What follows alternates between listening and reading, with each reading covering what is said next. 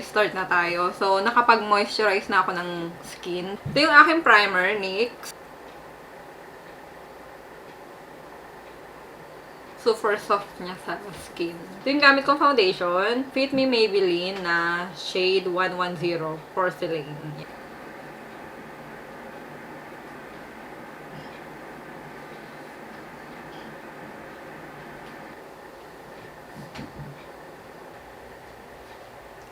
Maglagay naman tayo ng concealer. Itong Maybelline ulit. Pa rin. Yan. Oh. Tabing.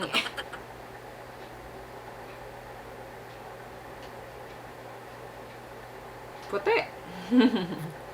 Blend, blend, blend. So, iset lang natin yung ating highlight na ito. Gamit ito. Yan. Itong T-zone pa rin.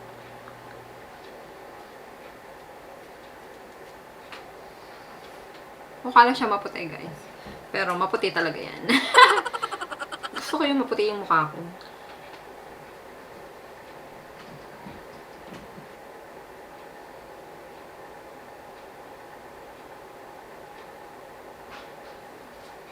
Brown siya. Yan.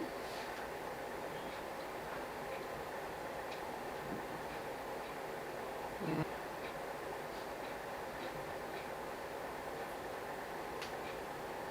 So, gamit tong kulay na to, medyo neutral brown lang.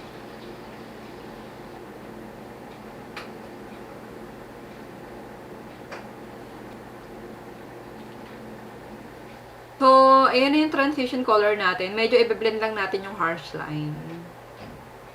Yan. Gamit tong blending brush na to. Tatanggalin lang natin ang harsh line. Ilalagay ko lang siya dito sa part na to.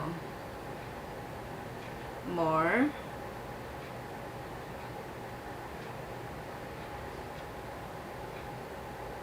Pag binlend natin siya, guys, wag mong ilalagay lang natin sa pinakababa lang ng transition. Dapat yung transition color natin nandun pa rin sa ibabaw para kita pa rin siya.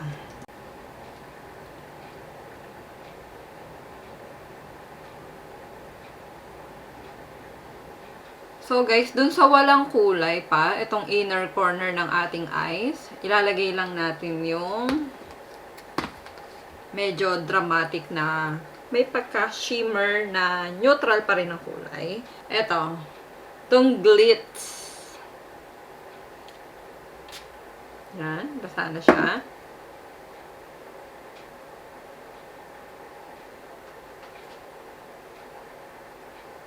So, blend lang natin together yung dalawang kulay sa inner, yung isang may pagka-shimmer at yung matte color.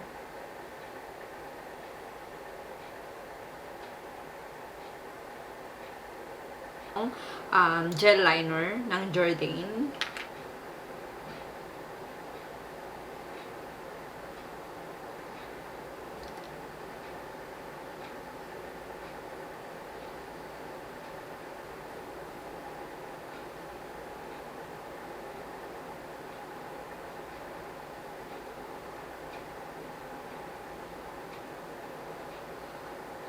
Try lang natin yung medyo ganyan lang, yung medyo maliit lang para meron lang.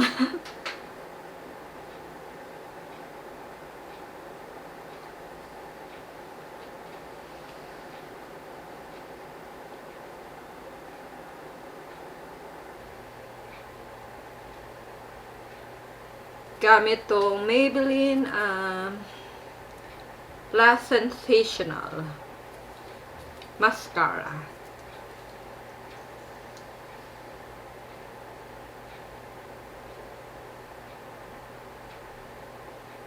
Palagyan na tayo ng false lashes.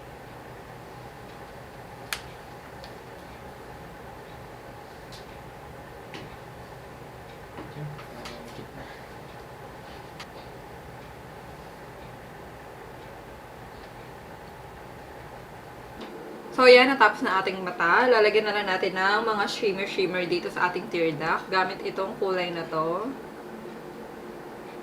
Yan. So, gamit yung pinang-contour natin ng face, yung kulay na to. So, lalagay ko lang ng kunti-kunti sa nose.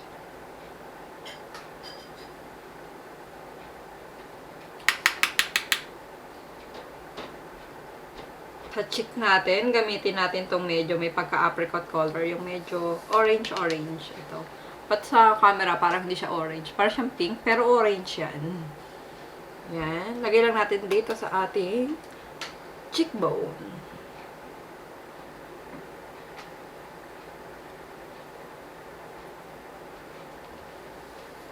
Gamitin natin tong may pagka gold.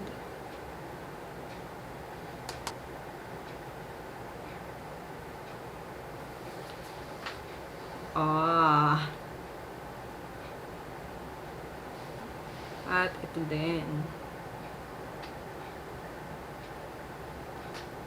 Magli-lipstick na tayo. So, dahil medyo may pagka-glam na yung ating eyes, medyo, gagawin lang natin medyo may pagka-neutral yung ating lips. So, for the final touch, gamitin natin itong NYX Dewy Finish. Press ng bahagya. Para hindi mag-patch-patch yung mga dot-dot ng mist kasi hindi siya masyadong pino. Yan, this is the final look.